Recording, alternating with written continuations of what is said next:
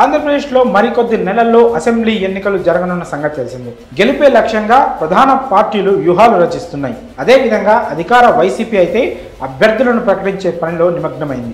వచ్చే ఎన్నికల్లో 175 స్థానాల్లో గెలిపే లక్ష్యంగా వైఎస్ఆర్సీపీ ప్రణాళికలు రచిస్తోంది. ఇదే సమయంలో అభ్యర్థులను ప్రకటించడంలో టీడీపీ జనసేన కూటమి వెనుకబడిందనే టాక్ వినిపిస్తోంది. ఇలా రాజకీయ పార్టీలు ఎన్నికల సమరంలోకి దిగిన వేళ ఎన్నికల సంఘం కీలక విషయం ప్రకటించింది. 2024 ఏపీ ఓటర్ల తుది జాబితాను కేంద్ర ఎన్నికల సంఘం విడుదల చేసింది. జిల్లాల వారీగా ఈ జాబితాను విడుదల చేసింది. సిఇఓ ఆంధ్ర వెబ్సైట్లో జిల్లాల వారీగా తుది ఓటర్ల జాబితాను విడుదల చేసినట్లు ఎన్నికల సంఘం సోమవారం ఒక ప్రకటనలో తెలిపింది. ఇక ఎన్నికల సంఘం విడుదల చేసిన ఓటర్ల తుది జాబితాను జిల్లాలు, అందులో నియోజకవర్గాలు, గ్రామాల స్థాయిలో ప్రచురించింది.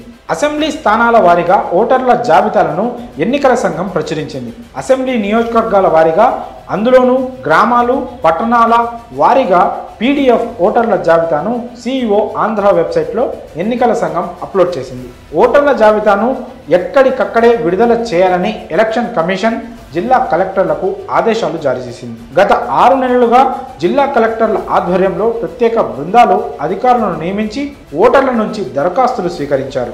కొత్తగా ఓటు హక్కు అర్హత కలిగిన వారి పేర్లను నమోదు చేశారు. కొత్త ఓటర్ల నమోదును వేగవంతం చేశారు.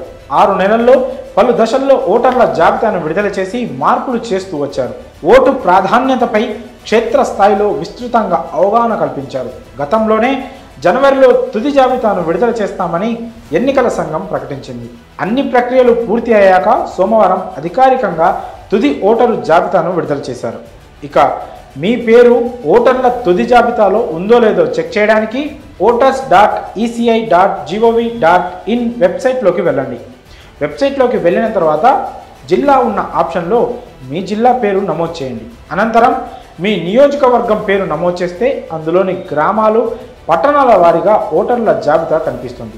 అక్కడ డ్రాఫ్ట్ రోల్ 2024, ఫైనల్ రోల్ 2024 అనే 2 ఆప్షన్స్ కనిపిస్తాయి. వీటి పీడిఎఫ్లను డౌన్లోడ్ చేసుకొని ఆ లిస్ట్లో మీ పేరు ఉందో లేదో చెక్ చేసుకోవచ్చు.